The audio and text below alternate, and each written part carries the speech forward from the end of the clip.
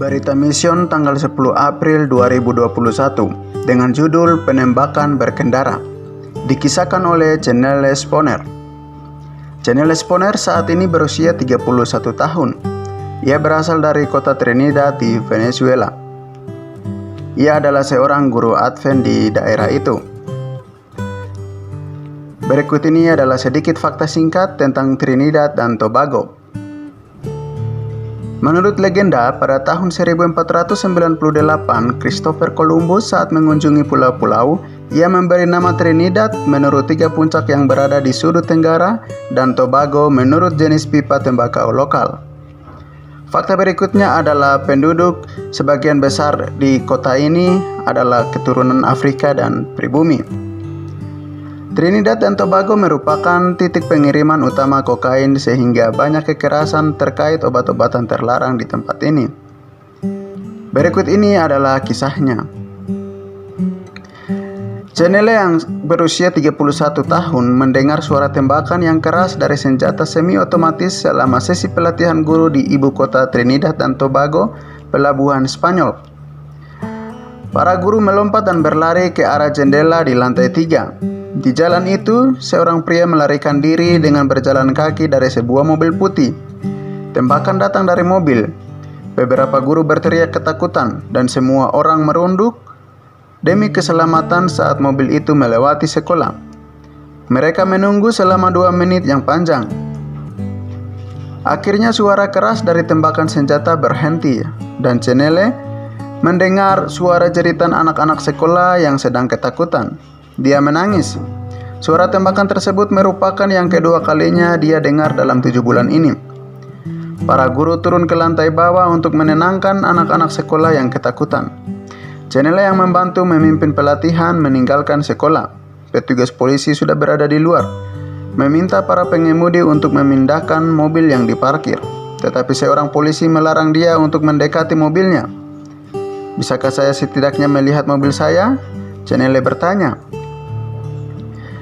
Seorang petugas menemani untuk melihat kendaraannya yang berwarna hitam. Ada lubang-lubang peluru di jendela mobil itu. Chanel terkejut. Mobil itu baru saja dibelinya kurang dari 2 tahun. Chanel kemudian mengetahui bahwa ada 2 orang, termasuk seorang anak laki-laki yang telah terserempet peluru dalam penyerangan itu. Tidak ada korban yang terbunuh.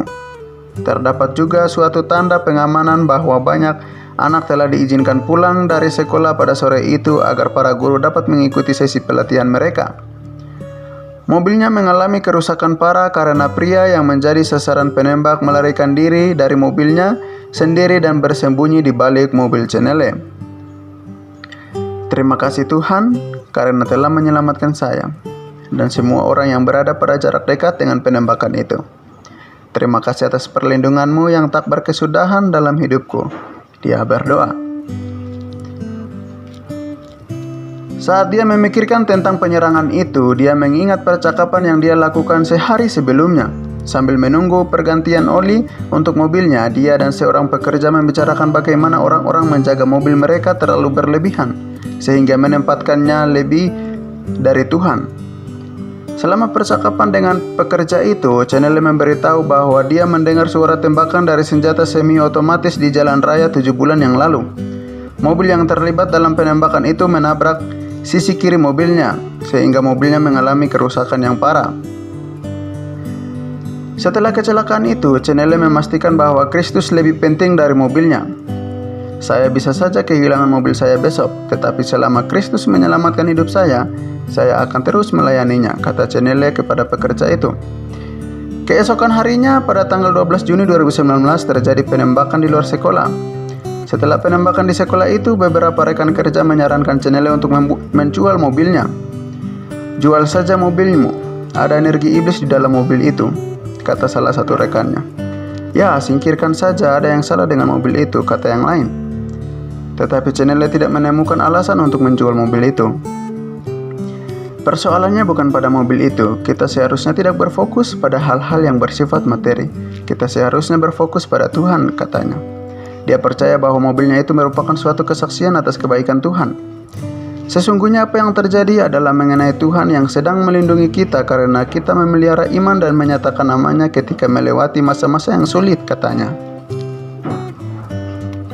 Terima kasih atas persembahan sahabat ke-13 Anda 3 tahun lalu untuk membangun gedung gereja pertama di University of the Southern Caribbean di tanah air Chenelem, Trinidad dan Tobago.